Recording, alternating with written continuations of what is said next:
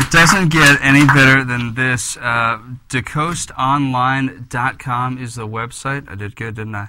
Did good. Thank you. I try. Better than most. I try. Thank you. DeCosteOnline.com. And one of the things that I love about your website is that you have a great acoustic version of a song called Home that you did right here on Roots Rock Live that folks can hear there. So DeCosteOnline.com, great place to hear that, and check out your CD project, Inside the Unsaid. Ironic that with that title you're getting so much praise from the press internationally. Tell me a little bit about how you've managed to attract such a diverse, geographically diverse audience for your music. I mean, it's pretty wild.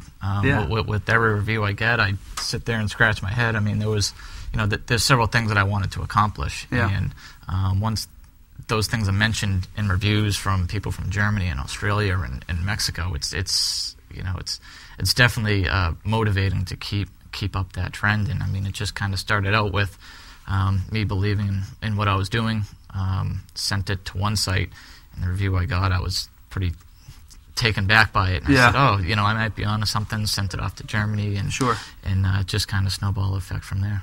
And, we were at a show not too long ago where we were talking about the popularity or lack thereof of instrumental music, guitar music in the United States, and, some of the best folks, in terms of, great talent and how well they're known, like Eric Johnson. Well, he's playing, the Paradise, which is a fine venue, but really it's not the TD North Garden, So tell me about some of the places that you think you might want to explore.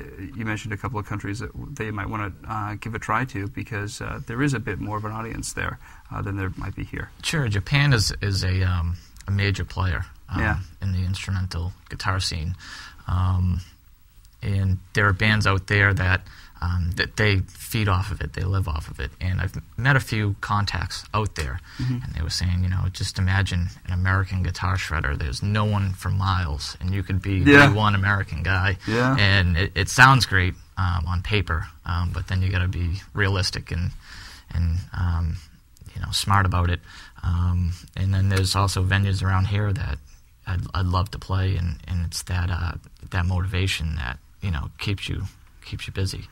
Well, you've really managed to get into some great venues around, the Middle East, Sky Bar. I know Sky Bar's been particularly supportive. Tell me a little bit about some of the shows that you played there. You played with some amazing talents over there for. Is it called Guitar Night? Guitar Night, yeah. That's great. Guitar Night is an amazing thing that. Joe Filoni, who books the Sky Bar, who's a great guitarist in his own right. He's one of the best around. I mean, he's toured all over the place, and now he's just kind of found his niche, and he's happy with it. And the local musicians are happy with him doing it. And every month he hosts a Guitar Night, and they have Steve Marchena, who is on the show as well. John Finn, who plays for the Boston Pops, Scott Tarulli, a bunch of these guys, and they're just guitar monsters, and they come on, and it's great because these guys are not only the best at what they do, but they're also one of the nicest guys around. So you can just pick up the phone, call them up, and they'll be willing to help you out with anything. It's a great community that Joe's putting together at the Sky Bar. Exactly, and you're certainly one of the top folks in it. We pick up the phone and ask you to come out, and we're always thrilled to have you do it. But I want fans at home to hear more of your great stuff. Sure. What would you like to play for us?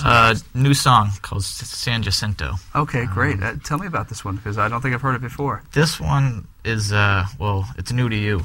It's new to me. I wrote it a few years ago out in Austin, Texas, and San Jacinto was the name of the street that the hotel room was on. And I just kind of wanted to capture the vibe of Austin, Texas, and I went out there in the hope of meeting Eric Johnson, my guitar hero, and I came close. I met his bass player. But, that's pretty good. So, and I just asked him, what is it that keeps you motivated? What is it? And he just said, play hard and put everything into it. And I tried to, with this song, put everything into it, have it be musical, have it be technically proficient, and also have a lot of fun with it and keep that Texas kind of blues style vibe to it. So that's great. That's great stuff. It's our good friend Patrick DeCoste, only on Roots Rock Live. Stay right there.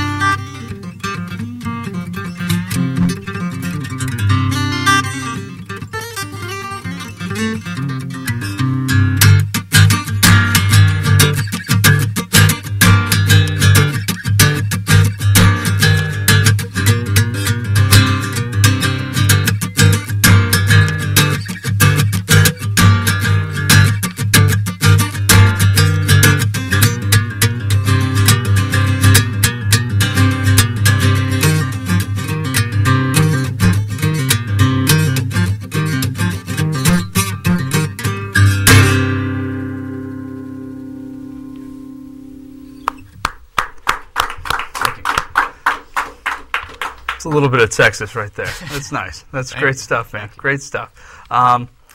He is Patrick DeCoste, and we couldn't be happier to have our good buddy here. DeCosteOnline.com is the website, and of course you can learn more about his great CD project, Inside the Unsaid. You are going to love it.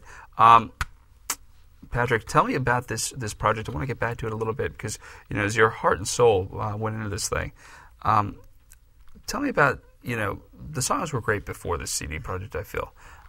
But in the process, they got a lot better, I feel. Sure. So tell me about the song for you that, from the demo CD that a lot of folks really caught onto, to this project.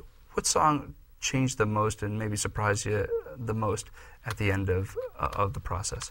It had to have been Love and Misery, Yeah. because if you listen to the demo and you listen to the CD, the same vibe is there, but it's definitely some different arrangements and things like that. And I mean, all the credit in the world goes to the producer, Greg Schuler, who, when I was seeking out a producer, he wasn't. He knew Satriani, Vai, Eric Johnson. He knew all those guys, but he didn't know them the way that someone like myself would know it. Sure. And that balance was what I was looking for, because I didn't want to be another Satriani, another Vai. And his feedback, and he was putting samples in the middle of the song, and a lot of the people on board, the drummer Matt, he was great, Rory was great. There's like a bass solo in it, but that's different, and Greg had me sit back a little bit on the wah talk effect so that it didn't get nauseating towards the end. But that song definitely changed thanks to the people on the project that were involved in it.